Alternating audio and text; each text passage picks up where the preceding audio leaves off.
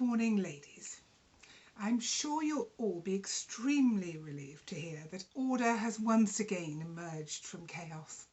And I, Phillida Smedley Bassett, am once again in my rightful place as official chair, acting chair, of the WI committee.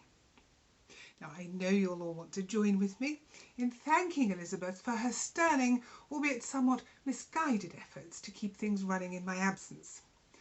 She's going to be having a little rest from committee duties, as she was obviously finding things, and indeed making things, rather difficult. I'm sure you'll be pleased to know that there will be a full inquiry as to how my authority was so flagrantly usurped. And I know you'll all support me in my urging that any further communication must come through me as acting chairperson.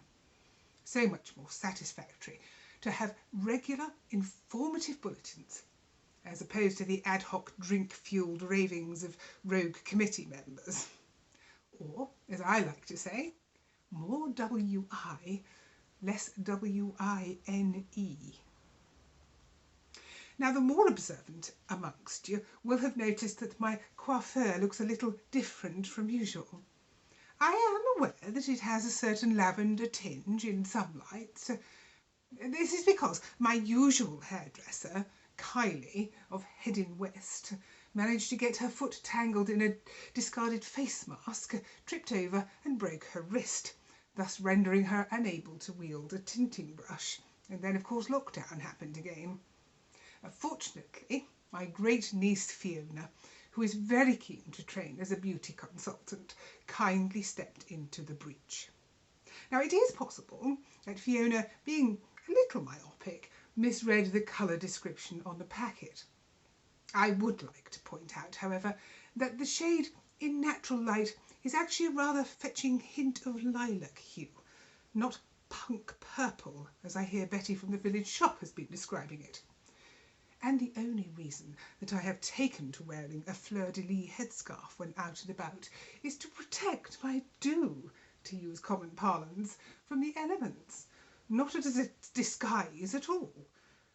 Fiona is so enthusiastic and caring, and I think she's done a marvellous job. And at my instigation and expense, she will be having an eye test next week. It has been decided by the committee that we will relaunch the construction of fabric and or crochet face masks immediately. This is particularly pressing, as Yvonne's daughter has been seen many times entering the co-op without any form of face covering at all. And really, with that acne, it's aesthetically as well as medically imperative that she should obtain a well-fitting mask as soon as possible. Oh, and Marjorie's husband has requested anything floral to go with his housecoat.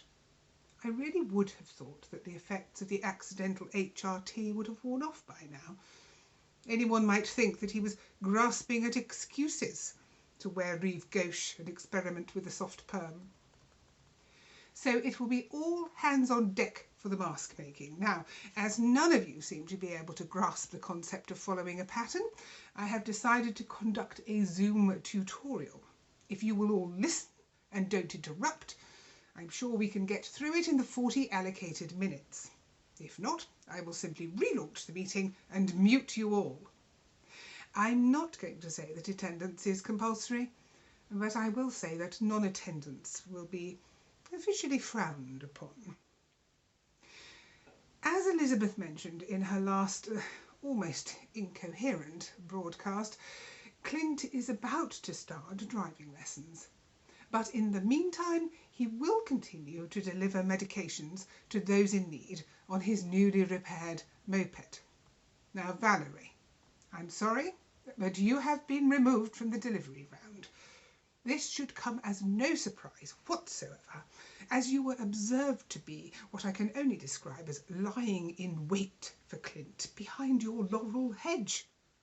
Even if Clint had not refused to, in his words, come within a mile of that mad old bat, I, as official acting chair, would have no option other than to remove your delivery privilege. Actions have consequences, Valerie, as you are about to find out. I feel it only right and proper to acquaint the lady captain of the golf club with the details of your recent behaviour. Now then, ladies, this situation is difficult, but let's not be downhearted. We can get through this if we present a united front and all pull together. And now that sanity has once again been restored, with myself at the helm and an efficient and obedient crew under my command, I am confident that with your total support, the good ship WI will eventually sail home to haven. So remember, wash your hands, wear a face covering, and keep your distance. Especially you, Valerie. I will see you all at 7:30 p.m. sharp next Wednesday on Zoom.